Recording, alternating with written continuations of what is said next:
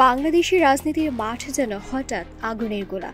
দ্বাদশ জাতীয় সংসদ নির্বাচনের দামামা বাজতেই দেশের বাতাসে ছড়িয়ে পড়েছে টান টান উত্তেজনা। প্রতিটি দল প্রস্তুত তাদের সেরা চাল দেওয়ার জন্য, কিন্তু আলোচনার কেন্দ্রে এবার যাদের নাম সবচেয়ে বেশি ঘুরপাক খাচ্ছে তারা হলো বাংলাদেশ জামাত ইসলামী। তারা শুধু নির্বাচনে অংশ নিতে আসেনি, তারা স্বপ্ন দেখছে সরকার গঠনের। আর রাজনৈতিক বিশ্লেষকদের মতে এবার জামাত একা নয়, তাদের পাশে দাঁড়িয়েছে চরমোনাই পীরের দল ইসলামী আন্দোলন বাংলাদেশ। এই দুই শক্তি একত্রে প্রায় প্রতিটি আসনে প্রার্থী দেওয়ার পরিকল্পনা করছে। তবে তাদের আসল টার্গেট 10 থেকে 25টি হেভিওয়েট আসন, যেখানে সরাসরি লড়বেন দলের সবচেয়ে আলোচিত নেতারা। প্রথমেই আসি জামাতের বর্তমান কাণ্ডারি ডাক্তার শফিকুর রহমান।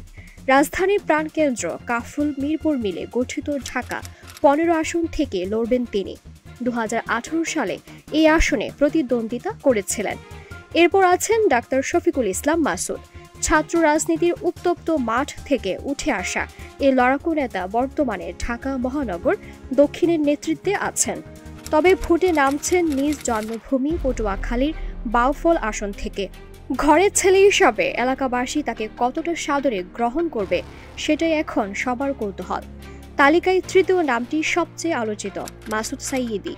তিনি শুধু প্রয়াত আল্লামা দেলার হোসেন সাইয়্যিদীর ছেলে নন, নিজেও পিরোজপুর 1 আসনের সাবেক চেয়ারম্যান হিসাবে পরিচিত। বাবার উত্তরাধিকার তাকে সংসদ পর্যন্ত নিয়ে যাবে কিনা তা সময়ই বলে দিবে। এবার আসুন এক অন্যরকম নামের দিকে, মুফতি আমির হামজা। কুষ্টিয়া 3 আসনে এই জনপ্রিয় ওয়াজ বক্তা ভোটের লড়াইয়ে নামতে যাচ্ছেন। তার ভক্তরা তরুণ প্রজন্মের ভিড়ে অসংখ্য, দলের পুরনো নেতারাও তাকে জায়গা ছেড়ে দিয়েছেন। এখন দেখার বিষয়, ওয়াজের মঞ্চে যে ভালোবাসা তিনি পেয়েছেন সেটা কি ভোটের ভাগ্যেও প্রতিফলিত হবে। তবে এখানেই শেষ নয়, খুলনায় মাঠে নামবেন অধ্যাপক মিয়া গোলাম পরোয়ার। রংপুরে প্রবীণ নেতা এটিএম আজহারুল ইসলাম। রাজশাহীতে আছেন অধ্যাপক মুজিবুর রহমান।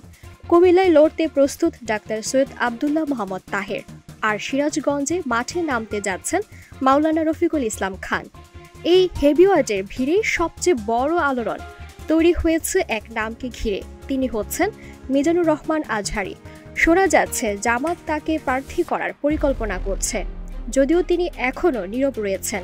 কিন্তু যদি তিনি সত্যিই ভোটে আসেন, তাহলে সেটাই হবে এবারে নির্বাচনের সবচেয়ে বড় চমক। লক্ষ লক্ষ তরুণের প্রিয় এই বক্তা কি রাজনীতিতে নতুন অধ্যায় শুরু করবেন? এই প্রশ্ন এখন সবার মুখে। বাংলাদেশি রাজনীতির ময়দানে তাই চলছে নতুন হিসাব। আজহারী কি শেষ পর্যন্ত মাঠে নামবেন? দেশবাসী অপেক্ষায় সেই নাটকীয় মুহূর্তের জন্য। দিলুর বাতুন্নি, ভোরের আকাশ।